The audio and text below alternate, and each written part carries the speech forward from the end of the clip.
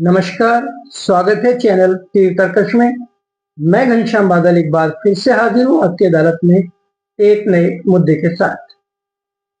जैसा कि short video में मैंने आपसे वादा किया था, एक पूरी कड़ी लेकर हाजिर हो गया हूं। मैं भारत की जीडीपी की विकास दर के मुद्दे को लेकर। भारत सरकार ने दावा किया है कि फाइनेंशियल ईयर 2025-2026 के दूसरे क्वार्टर यानी दूसरी तिमाही, जिसमें जुलाई से सितंबर तक के आंकड़े शामिल है, उसके अनुसार भारतीय अर्थव्यवस्था में जबरदस्त उछाल आया है। जी हां, जबरदस्त उछाल, अनुमानों से भी कहीं अधिक। चाहे मूडीज रेटिंग हो या दूसरी संस्थाओं द्वारा अनुमान लगाया गया हो, यहां तक कि खुद भारत सरकार के अर्थशास्त्रियों के द्वारा लगाए गए अनुमान को भी पीछे छोड़ते हुए भारत की जीडीपी जुलाई से सितंबर के महीनों में 8.2% की दर से उछाल पाकर आगे बढ़ी है। कह सकते हैं कि दुनिया की सबसे तेज बढ़ने वाली अर्थव्यवस्था में भारत का दबदबा कायम है। जिस चीन के साथ हमारा मुकाबला अक्सर देखा जाता है, उस चीन की वृद्धि दर है केवल 4.8%। और यदि इन आंकड़ों पर यकीन किया जाए तो 2047 में भारत की अर्थव्यवस्था को विश्व की तीसरी सबसे बड़ी अर्थव्यवस्था बनाने का मुद्दा अब और ज्यादा आसान होता दिखाई दे रहा है।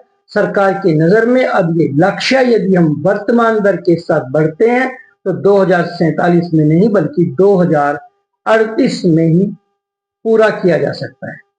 तो फिर आप तैयार रहिए, केवल 13 वर्ष बचे हैं जब भारत की अर्थव्यवस्था एक विकसित अर्थव्यवस्था में तब्दील हो जाए। भारत सरकार के आंकड़ों पर यदि यकीन किया जाए तो जो नेशनल स्ट्रेटेजिक ऑफिस है यानी NSO है, वहां उसने अपने आंकड़ों के अनुसार ये बताया है कि जीडीपी में सकल घरेलू उत्पाद की वृद्धि दर 8.2% है, जबकि नॉमिनल यानी नाम मात्र की जो अर्थव्यवस्था होती है उसमें तो 8.7% की वृद्धि दर्ज की गई है। और भारत की जो अर्थव्यवस्था है, भारत सरकार की नजर में इस समय $4 ट्रिलियन से भी ऊपर जा चुकी है। 4.1 ट्रिलियन डॉलर की अर्थव्यवस्था हम मानकर चल रहे हैं। इस सरकार के आंकड़ों पर यदि यकीन किया जाए तो इस वर्ष भारत की अर्थव्यवस्था में जबरदस्त उछाल आया है। ये बात मैं बार बार कह रहा हूं और इसका श्रेय सबसे ज्यादा दिया गया है विनिर्माण क्षेत्र को। इस विनिर्माण क्षेत्र में 9.1% की वृद्धि दर नोट की गई है, दर्ज की गई है, जबकि पिछले वर्ष इसी तिमाही में ये केवल 7.6% की थी। विनिर्माण ही नहीं, निर्माण के क्षेत्र में भी भारी उछाल दर्ज किया गया है। साथ ही साथ सरकार इस प्रकार की रणनीति के साथ आगे बढ़ी है। मैं एक बार फिर कहूं, ये बात कह रहा है NSO यानी नेशनल स्ट्रेटेजिक ऑफिस। इस प्रकार से भारत सरकार आगे बढ़ी है कि सरकारी खर्च में कटौती हुई है और दूसरे क्षेत्रों में जबरदस्त वृद्धि हुई है। यानी मोदी सरकार की बातों पर यकीन किया जाए तो भारत में इस समय सब कुछ पिंक पिंक है, गुलाबी गुलाबी है, हरा हरा है। लेकिन इस पिंक की स्पेलिंग पर जब गौर करते हैं तो PINK, इसमें PI यानी पिन चुभो दिया है IMF की रिपोर्ट ने। इतनी अच्छी वृद्धि दर पर यदि IMF भारत को कैटेगरी C देता है तो फिर विपक्ष को सवाल उठाने का मौका तो मिलना ही है। और विपक्ष ही नहीं, दूसरे अर्थशास्त्री भी इस पर सवाल उठा रहे हैं। IMF की रिपोर्ट कहती है कि भारत की वृद्धि दर जरूर अच्छी रही होगी, लेकिन किसी भी तरीके से ये वृद्धि दर 6.6% और 7% के बीच से ज्यादा नहीं हो सकती है। IMF यानी अंतरराष्ट्रीय मुद्रा कोष का कहना है कि भारत जिस प्रकार से अपनी वृद्धि दर को प्रचारित कर रहा है, ये सब आंकड़ों की बाजीगरी का खेल है। भारत आज भी 2011-2012 के आंकड़ों के आधार पर, यानी आधार वर्ष जो आधारभूत आंकड़े होते हैं उनमें 2011-12 के आंकड़ों को शामिल कर रहा है और कोई भी आंकड़े 2015-16 के बाद के नहीं है। यानी तुलनात्मक दृष्टि से जानबूझकर एक कमजोर आधार वर्ष को इसमें शामिल किया गया है जिससे कि वृद्धि दर अधिक दिखाई पड़े। यही नहीं, आईएमएफ ने इन आंकड़ों के प्रस्तुतिकरण में बहुत सारी तकनीकी और पद्धतिगत, यानी आपकी जो तरीका है उसको पेश करने का और जो टेक्निकल उसके रिसोर्सेज हैं उनके ऊपर भी उसने शक जाहिर किया है। उसने कहा कि भारत सरकार ने इस प्रकार से आंकड़े प्रस्तुत किए हैं कि उनकी जांच करना ही संभव नहीं है, उनकी गहराई में नहीं जा सकता है। दूसरे शब्दों में कहें तो आईएमएफ साफ साफ ही कह रहा है कि ये वृद्धि दर उतनी नहीं है जितनी कि भारत की सरकार बता रही है और इसमें कई सारी विसंगति उसने ढूंढ निकाली।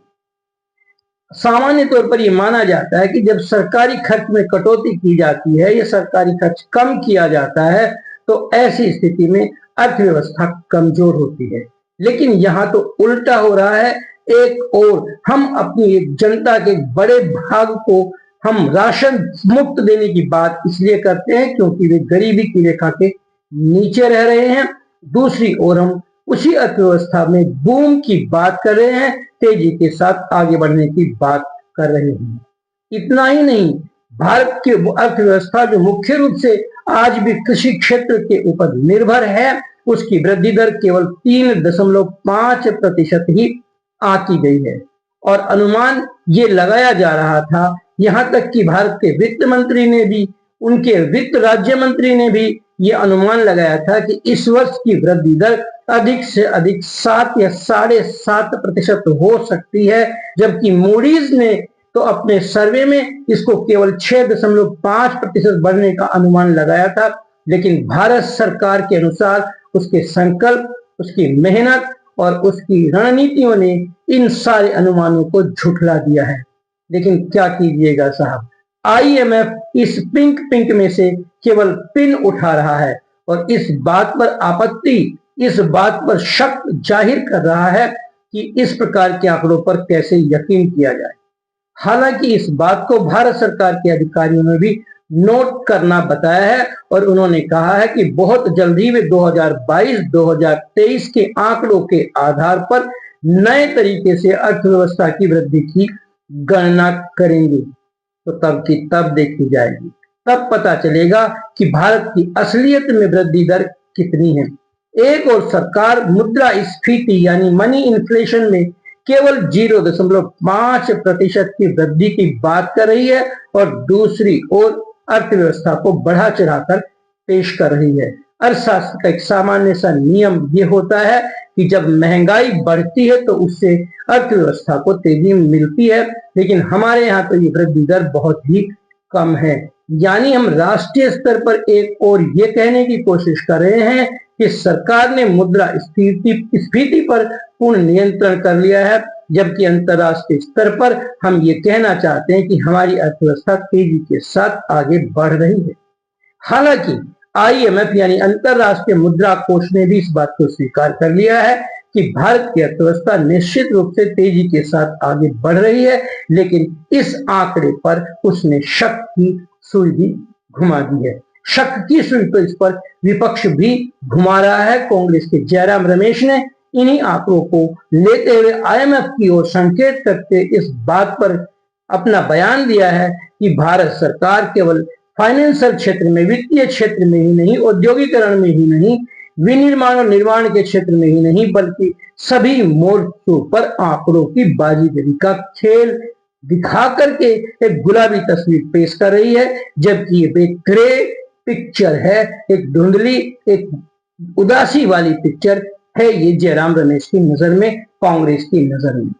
सबकी नजर अपनी अपनी, सबकी दृष्टि अपनी अपनी, सबके अपने पैमाने हैं, लेकिन यहाँ पर हमें देखना है कि देश आगे बढ़ रहा है या नहीं। हम शक करें या कहें बेशक आगे बढ़ रहा है। अभी तक मैं भी हूं इसी कश्मकश में, लेकिन आप छोड़िए हर एक कश्मकश और देखते रहिए चैनल तीर तरकश।